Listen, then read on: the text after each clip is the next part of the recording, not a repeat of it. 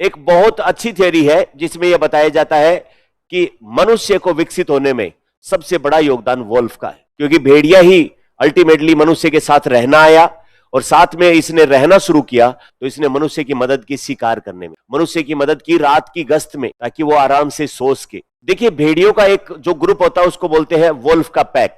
जो भेड़ियों का समूह होता है उसको कहा जाता है वोल्फ पैक। अच्छा, भेड़ियों का सोशल बिहेवियर बड़ा स्ट्रांग होता है, सामाजिक रूप से एक दूसरे से बहुत ज्यादा जुड़े होते हैं, टीम वर्क सीखा जा सकता है इनसे। अच्छा, भेड़ियों का एक चीज ये है कि उसमें जो है वो लीडर जो होगा वो अपनी क्षमता से बनेगा, उसमें मेल डोमिनेंस फीमेल डोमिनेंस कुछ नहीं है। And female can be a leader और male can be a leader.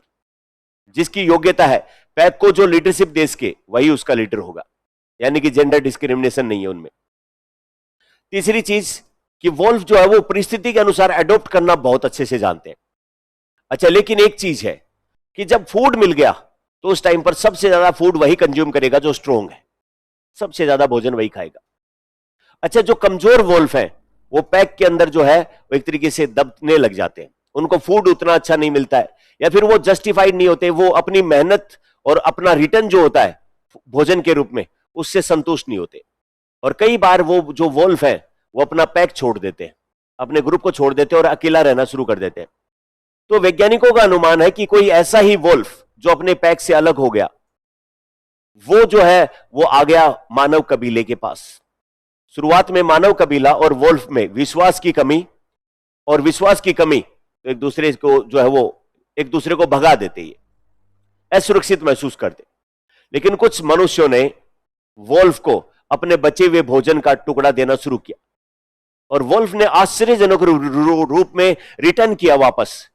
रात को जो मानव सो जाता है तो उस टाइम पर दूसरे जानवरों से उसको खतरा होता था, रात्रि गश्त एक बहुत बड़ी समस्या थी, तो वोल्फ ने उनको वो काम करना शुरू किया। जैसे ही दूसरा जानवर आए वो आवाज करके उसको उठा दे, तो इसका मतलब अब उसको वोल्फ फ्रेंडली लगने लग गया और उसने अपने साथ रखा।